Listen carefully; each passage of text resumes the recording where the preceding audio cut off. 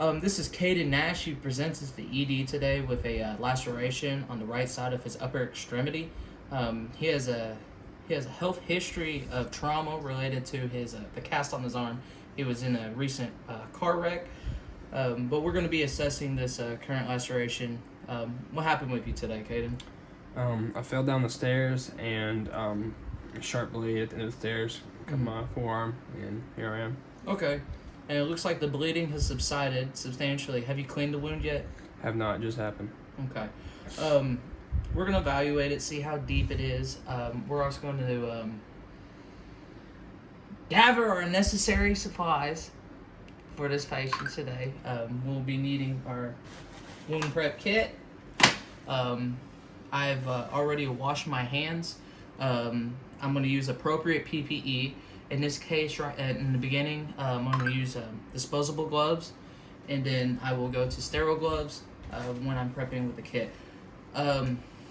Also, first thing I'm going to do, wash my hands and check the patient's wristband to make sure it's the right patient, right place, and right time. First thing I'm going to do is I'm going to assemble my equipment on the overhead table. Or another surface, something that's above waist level. Next, I'll close the curtain and provide patient privacy. I'll explain to the patient what exactly I'm going to be doing. Right now, Caden, I'm going to be checking your wound, assessing if there's any infection, cleaning the wound to prevent risk of infection, and I'll educate you about infection today. In this case, Caden's sitting in a chair. If he was laying in a hospital bed, I would adjust the bed to a working height and lower the rails down. That way I can have a better field of view of viewing his injury. After that, I would assess the patient for possible need for non-pharmacologic pain-reducing intervention or analgesic medication before beginning wound care dressing. Is there any kind of pain relief that you would recommend at this time, or you would like me to recommend? Non-pharmacological is without medication. What's your scale on what's your pain scale on a rate of 1 to 10? It's about a 5 right now. Okay, so like pretty bad. Yeah, it burns. Okay, I could put in an order with your physician for something for pain relief. I'm also gonna. It's not bleeding right now at this time, so I'm not gonna apply pressure. In a non-pharmacological view, you could later on you can add maybe ice to help reduce the swelling, and hopefully the bleeding will subside by then. You're not on any type of blood thinners right now? No. Okay, good. Next, I'll be preparing my wound care kit. This would be a sterile procedure. I'll place it above my waist using the technique of opening away, and then the sides, and then towards me. The first thing I would do is take my disposable bag and place it where I can easily dispose of things without contaminating me or the patient. Okay. Next, I'll be laying out my material. I will be assessing the patient in a comfortable position, and assessing the wound area. I'd use a blanket to cover any exposed area other than the wound, or place a waterproof pad at the wound site.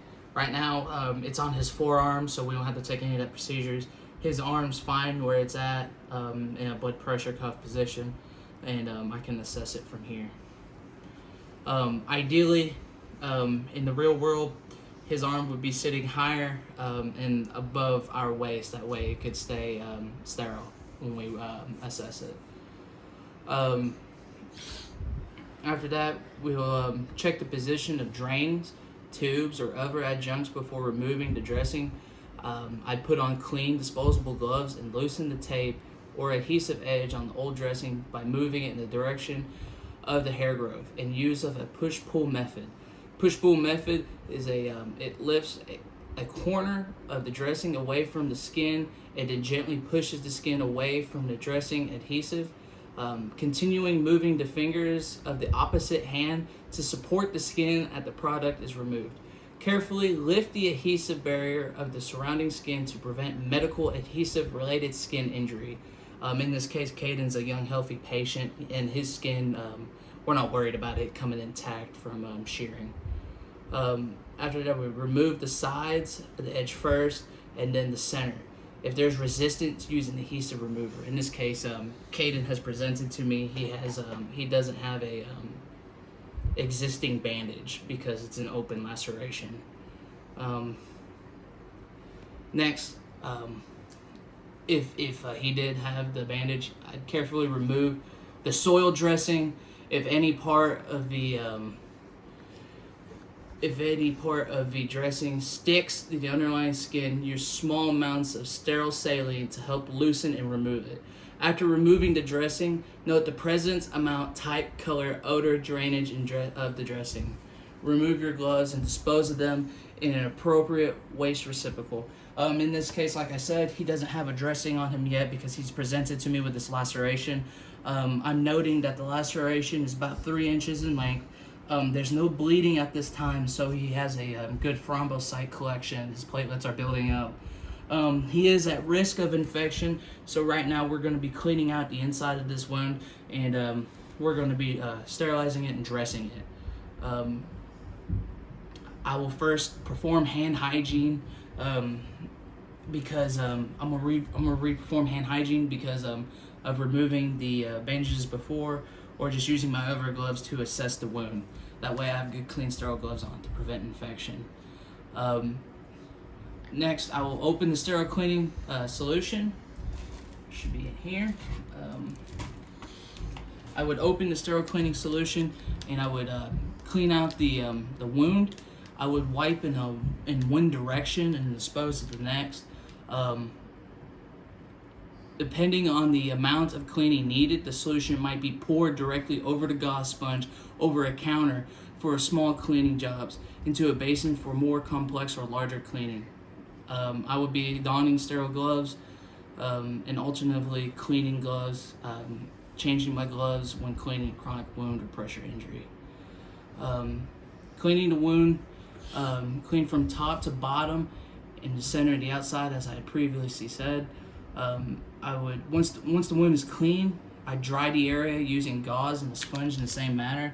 I'm not going to open this obviously right now because I don't know if my patient hypothetically would want me getting solution all over him. So I clean in one motion and dispose of it in my bag. Next, I would use gauze and I would dry the wound, keeping it dry and clean in the area. If a drain is in use at the wound location, clean around the